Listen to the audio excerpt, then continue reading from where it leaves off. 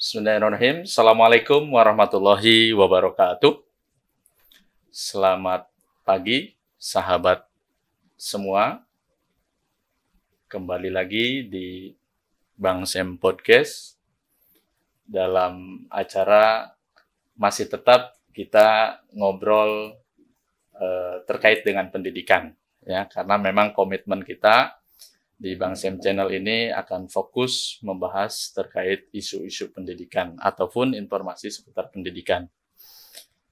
Sahabat sekalian yang berbahagia, seperti kita ketahui bersama bahwa pendidikan ini merupakan sesuatu yang dinamis, kemudian proses perubahannya sangat cepat. Ya, apalagi bicara isu global, ya, apakah isu politik dan lain sebagainya, ini tentu akan berdampak besar terhadap dunia pendidikan. Oleh karena itu, kita, bangsa Indonesia, harus punya arah yang jelas terkait dengan dunia pendidikan di Indonesia ini. Ya.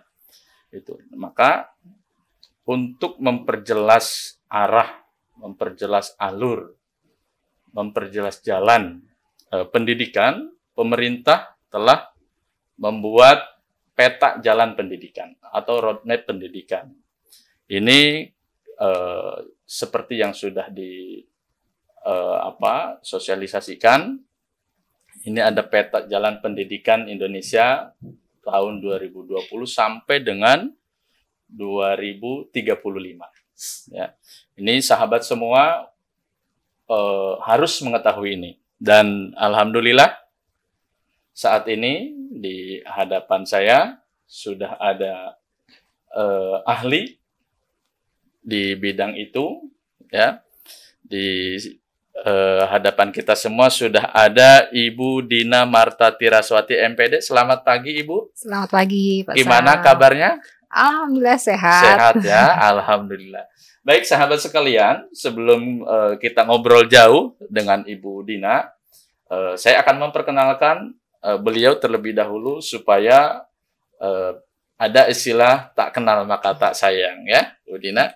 Baik, Ibu Dina ini kalau riwayat pekerjaannya, beliau memang sudah tidak diragukan lagi kompetensi terkait dengan pendidikan atau keguruannya, ya, karena memang dari awal sudah konsentrasi di dunia pendidikan, ya, mulai jadi guru di SMK Pertanian Cibadak Sukabumi, Bu, ya, kemudian sampai dengan di terakhir ini guru di SMP Negeri 1 Babakan Madang, ya, ini di tahun 2014.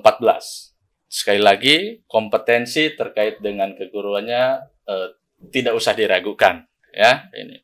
Kemudian mulai tahun 2014 sampai dengan sekarang beliau sebagai pengawas di SMK KCD Wilayah 1. Betul ya, Bu, ya? Betul. Alhamdulillah. Nah, ini yang luar biasa, sahabat sekalian, ya. Ini yang membedakan beliau dengan rata-rata pengawas yang lain. Ini mulai dari penghargaan, ya. Ini penghargaan ini berdasarkan prestasi yang sudah torehkan. Ini mulai dari Satya Lencana, karya Satya 10 tahun, Bu, ya. Kemudian 20 tahun. Sampai menjuarai beberapa kali, ya, bukan satu kali menjuarai, beberapa kali menjuarai sebagai pengawas berprestasi. Bahkan yang terakhir sebagai pengawas berprestasi tingkat nasional, Bu, ya. Ini jadi luar biasa sahabat sekalian, ya. Kemudian ini termasuk karya-karya beliau juga sudah sangat banyak. Ya, sudah sangat banyak ini karya yang sudah beliau tulis.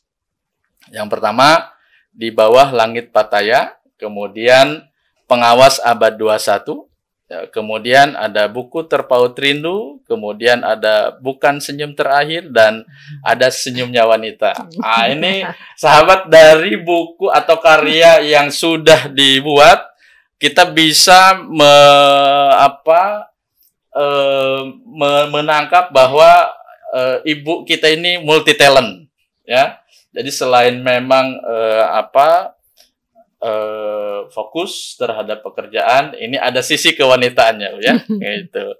Nah, kemudian beliau juga sekarang APSI di Kabupaten Bogor, ya, Bu, ya? Kabupaten Bogor dan APSI Pusat. APSI Pusat, ya. Jadi luar biasa sekali lagi, sahabat sekalian, terkait dengan tema yang akan kita bahas pada pagi hari ini. Insya Allah narasumbernya sangat berkompeten. Baik, Ibu, kita mulai kepada materi.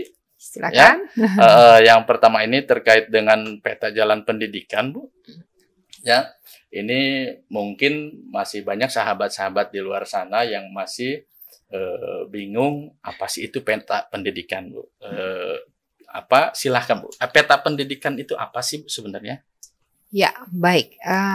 Kalau kita runut ya, namanya pendidikan itu yang lebih bisa terlihat adalah proses. Ya. Nah, setelah sekian lama gitu ya proses pendidikan itu, ternyata oleh para ahli dilihat di mana kekurangannya, apa yang harus dilakukan dan sebagainya, sehingga para ahli merangkum suatu peta jalan pendidikan yang tujuannya adalah arahnya jelas. Mau digiring kemana pendidikan kita kelak di 2035. Begitupun sama, nanti implementasinya bagaimana? Itulah yang harus kita lakukan di minimal sekolah kita, gitu ya. Nah, peta jalan itu sendiri dilihat adalah apa yang menjadi kelemahan, apa juga yang jadi peluang, termasuk tantangan, dan apa yang harus dilakukan. Sehingga step-stepnya itu betul-betul bisa dilaksanakan oleh semua pihak. Dan terukur, hasilnya itu terukur. Itu yang dimaksud peta jalan. Itu yang dimaksud peta. Ya. Nah, kemudian Bu, kenapa sih ini insan pendidikan, baik itu guru ataupun kepala sekolah, harus tahu dengan peta jalan pendidikan ini? Kira-kira kenapa, Bu? Ya, itu jelas. Karena ujung-ujungnya yang harus kita kelola adalah peserta didik. Ya, peserta didik adalah produk yang harus kita siapkan. Sehingga kalau kita akan menghantarkan mereka menjadi generasi yang sesuai generasi emas nanti ya di 2045 itu harus jelas apa yang dilakukan. Kalau kita nggak tahu, nggak paham mau kemana peserta didik kita, maka yang akan dirugikan adalah anak-anak kita. Anak-anak kita, ya. Mungkin kita hari ini tidak merasa bersalah, gitu ya. Tapi suatu saat kelak nanti ternyata produk anak-anak kita ini tidak dihantarkan ke relnya, ke arah tujuannya yang dengan baik, ya kita termasuk orang yang bersalah di dalamnya, ya, karena kita termasuk orang-orang yang ikut dalam proses kehidupan si anak itu, gitu. Ya. Terus kalau ini, Bu, barangkali pendidikan ini kan bukan suatu kegiatan yang baru, ya. Betul. Dari awal negara ini berdiri mungkin sudah ada pendidikan, walaupun modelnya yang berbeda. Nah, perbedaan pendidikan yang katakanlah terdahulu dengan peta jalan pendidikan yang sudah dibangun saat ini, yang 2020 sampai 2035 itu apa yang membedakan, Bu? Ya, ini semua berawal dari kehadiran pandemi, ya. Jadi kejadian yang luar biasa yang tidak pernah kita sangka, yang nggak pernah kita siapkan diri untuk itu, gitu ya. Tapi dengan adanya pandemi itu justru mempercepat semuanya, ya. Bagaimana istilah mempercepat itu?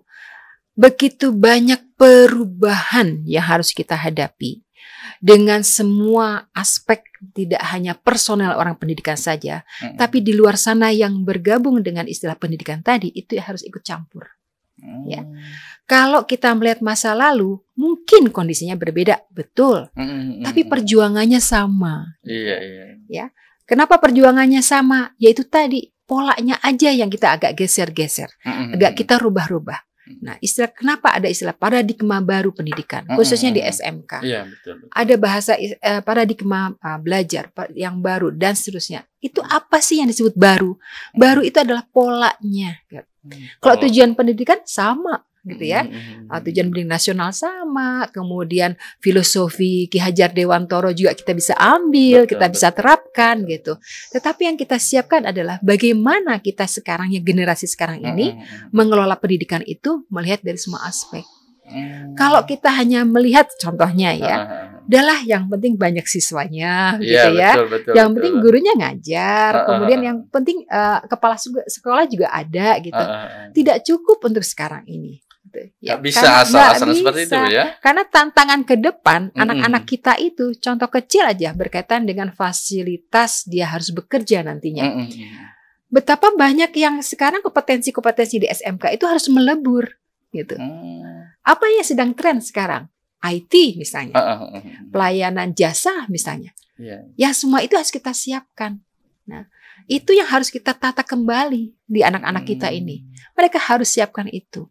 Sehingga kalau mindset anak-anak sekarang hanya berharap bekerja itu betul-betul di belakang meja, gitu ya. Bekerja itu hanya sebagai bagian dari suatu proses itu saja, tidak ada inisiatif, tidak ada kemauan, apalagi mental wirausaha tidak muncul, akan rugi dengan sendirinya.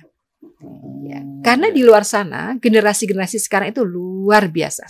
Ya, mereka generasi sekarang disebut generasi zilenial, anak-anak kita ini, itu anak-anak yang sudah terlahir dengan keterbiasaan bahwa dengan internet, ya, gunakan gadget, gunakan ya teknologi gitu. Justru harus kita imbangi dari kitanya gitu. Ini, kitanya yang harus berubah gitu. Kalau kita nggak mau bisa merubah, ya akan tersisih secara alami gitu. Tersisih dan nanti nggak nyambung kita belajar dengan siswa ya. Betul. Iya. Betul. Jadi memang kalau tujuan pendidikan itu tidak ada perubahan yang terlalu ini ya, hanya prosesnya dalam pembelajaran. Betul. Oh, iya. Baik. Kemudian ini Bu, setelah kita tadi kenapa kita harus tahu, kemudian tadi kita juga sudah tahu apa itu peta jalan pendidikan. Nah, bagaimana kita mengimplementasikan konsep peta jalan yang sudah dibuat oleh pemerintah di lembaga yang kita pimpin misalnya. Nah, itu seperti apa, Mbak? Ya, sekarang ini yang sedang tren itu istilah bahasanya merdeka belajar. Merdeka belajar, guru penggerak, sekolah penggerak, kepala sekolah penggerak, termasuk pengawasnya juga, gitu ya. Nah, sekarang apa sih di balik itu, gitu ya? Sekarang makna merdeka belajar pun itu jangan difahami bahwa merdeka itu bebas kebablasan, ya. Tapi justru dimaknai sebagai keleluasaan. Bagaimana kepala sekolah mengelola sekolahnya, guru mengatur proses pembelajarannya, termasuk siswa juga ikut gaya belajarnya seperti apa, itu adalah proses itu yang disebut merdeka. Ya, nah sekarang ini sudah harus merubah bahwa setiap sekolah atau satuan pendidikan harus mempunyai karakteristik tersendiri. Kita nggak bisa mencontoh sekolah ABCD, sekolah itu udah maju, saya ikutin polanya utuh, tidak bisa. Karena setiap sekolah itu punya konsep masing-masing. Nah, setelah kita tahu konsep itu, dan kita akan implementasikan ke sekolah kita masing-masing, kita harus tahu dulu potensi-potensinya. Gitu. Potensi apa itu? Contohnya di SMK. Sejauh mana dukungan dari Dudi? Ya, sejauh mana sekolah tersebut betul-betul melaksanakan teaching factory, sejauh mana sekolah itu melakukan link and match, ya, yang sekarang istilahnya 8+I, gitu ya. Kenapa ada plus I-nya gitu? Plus I di sini itu adalah sudah mulai melibatkan perguruan tinggi, gitu.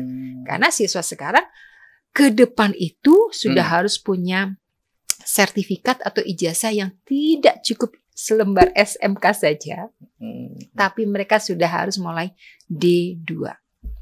Itu kesan.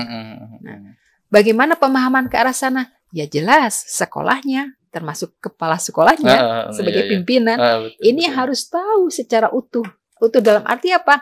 bagaimana dia menjalin hubungan dengan industri, bagaimana dia menjalin dengan perguruan tinggi, ya, termasuk target siswanya mau seperti apa, itu adalah PR kita. Ya, nah ini seperti Pak Sam dan teman-teman yang lain ini, wah, jadi PR yang tidak PR-nya luar biasa, ya. Yang tidak bisa sekejap. Iya. Jadi yang pertama, Bu, bahwa konsep merdeka belajar itu, ini terutama memang kita khawatir orang tua siswa, Bu, ya. Orang tua siswa yang jangan sampai menganggap bahwa merdeka belajar itu anak sesukanya mau belajar atau tidak, ya terserah. Bukan itu, bukan, Bu, ya. Bukan Ini jadi sahabat sekalian, ya, ini harus dipahami bahwa yang dimaksud merdeka belajar itu bukan berarti siswa belajar sesukanya atau guru mengajar sesukanya, ya, bukan seperti itu, ya. Apalagi kaitannya dengan karakter pelajar sekarang, ya, istilahnya profil pelajar Pancasila. Nah, itu lebih ini lagi, ya. Ya. Jadi jangan dipahami bahwa berarti saya harus belajar apa sih definisinya. Kemudian bukan seperti itu, tapi harus diracik dalam suatu pembelajaran yang disebut project, gitu ya. Dan project itu di dalamnya ada menanamkan proses pembelajaran profil pelajar Pancasila. Gitu. Jadi sekarang SMK sekarang nih atau satuan pendidikan yang lainnya itu harus merubah konsep bahwa belajar sekarang itu yang tepat adalah project. Pembelajaran secara project, ya, baik mulai silakan melalui blended learning misalnya atau apapun itu, tapi menjadi satu kesatuan. Yang sering saya katakan kepada beberapa sekolah bahwa tidak ada lagi sekarang istilah jadwal hari Senin belajar A, B, C, D, nggak seperti itu lagi, Pak Sam. Jadi belajar udah berubah sekarang, ya. Istilah merdeka tuh anak tuh asik-asik aja mengerjakan proyeknya, gitu ya. Guru ikut membimbing, kapan mereka datang ke sekolah, berdiskusi dan sebagainya. Nah itu maknanya. Makna dari merdeka belajar itu, ya. Iya, betul. Gitu. Jadi untuk siswa tadi konsep merdeka belajar itu seperti itu, termasuk guru juga sama, ya, Bu, ya. Iya, betul. Baik, Ibu, ini kemudian tadi sedikit lagi, Bu, terkait dengan PR untuk sekolah, Bu, ya. PR untuk sekolah. Jadi seperti tadi yang Ibu sampaikan, terutama SMK, ya, sahabat sekalian, bahwa memang walaupun sebenarnya dari dulu SMK itu dituntut untuk bisa berkolaborasi dengan industri, Bu, ya. Tetapi memang saat ini lebih ditekankan agar sekolah itu berkolaborasi lebih intens, lebih erat dengan industri seperti itu, ya. Iya, betul. Karena industri juga sudah mulai menuntut, Pak, ke kita, ke SMK. Ke SMK, Bu, ya. Dia katakan kalau untuk hard skill oke. Anak-anak kita pinter, hebat-hebat. Tapi apa yang jadi kelemahan anak-anak kita? Soft skill-nya. Sejauh mana mereka punya komitmen, ya, disiplin, kemudian punya budaya industri, dan itu yang harus kita coba tanamkan ke peserta didik kita. Itu karena pihak mereka katakan itu. Jadi kelemahan kita itu adalah di soft skill. Ya.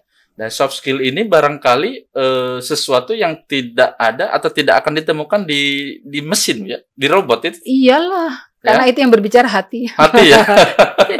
Yang melakukan juga karakter. Jadi kalau seperti itu sebenarnya inilah kunci di mana lulusan SMK ini bisa masuk ke dunia industri, bukan hanya bersaing dengan sesama manusia. Iya, ya, betul. Berarti yang membedakan mereka dengan mesin pun soft skill itu, karakter itu, ya. Betul. Gitu. Nah, itu yang permintaan para teman-teman dari dunia industri itu mengatakan itu. Jadi memang saya hanya menyadari juga, berarti PR kita bersama ini, gitu ya. Harus membentuk karakter baik untuk anak-anak kita. Kalau bahasa pendidikannya itu adalah profil pelajar Pancasila, ya. Kalau dari bahasa trennya di dunia industri itu adalah karakter budaya industri, gitu. Tapi intinya adalah yang dilihat adalah proses karakter. Nah, itu yang mahal sebetulnya. Betul. Kenapa pendidikan itu mahal? Itu yang mahal. Pendidikan gitu ya. karakter itu ya. Karena kalau untuk praktek segala macam mungkin ya sarana prasarana bisa menyesuaikan, artinya industri mungkin mengundang gitu ya, atau kita juga kerjasama dengan sekolah A, B, C, silakan saja yang kolaborasi tadi gitu kan. Betul. Tapi untuk karakter ini yang harus betul-betul kita tanamkan sejak sekarang. Sejak sekarang. Begitu. Oh iya. Baik, ini Ibu luar biasa obrolan kita pagi hari ini, sahabat sekalian. Ini daging semua yang kita obrolkan ya. Ini luar biasa pengetahuan yang memang wajib dimiliki atau diketahui oleh kita para insan pendidikan. Ya, itu. Ibu, sebelum ditutup ada yang ingin disampaikan untuk sahabat semua di luar sana? Silakan. Ya, oke. Ya, terima kasih Pak Sam. Saya ingin selalu menyemangati termasuk diri saya, teman-teman saya, siswa saya, semuanya bahwa teruslah belajar, teruslah tingkatkan kompetensi diri, dan jangan pernah mengeluh. Gitu. Karena tantangan ke depan itu adalah proses yang harus kita perjuangkan, bukan untuk mengeluh dan mundur. Tetap semangat, SMK bisa, SMK hebat. Terima kasih. Baik, terima kasih Ibu ya.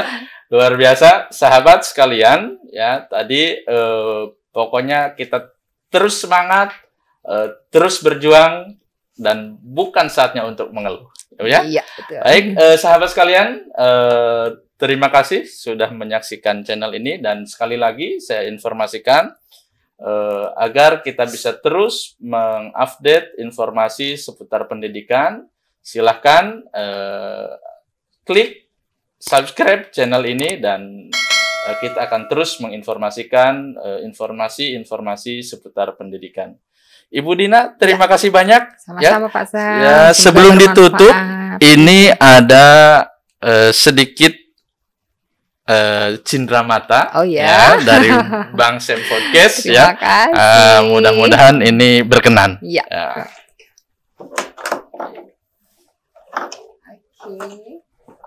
Terima kasih. Sepertinya hebat. Terima kasih Ibu. Sama-sama Pak Sam.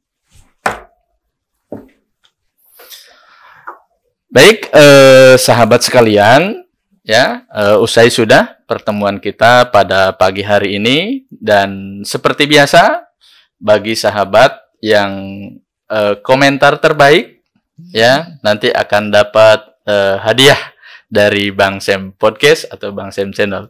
Dan mungkin satu buku dari saya. Luar biasa ya, akan ada tambahan hadiah dari ibu kita ya. Terima kasih Bu, kita salam dulu untuk sahabat semua. Terima kasih sahabat semua. Assalamualaikum warahmatullahi wabarakatuh. Waalaikumsalam warahmatullahi wabarakatuh.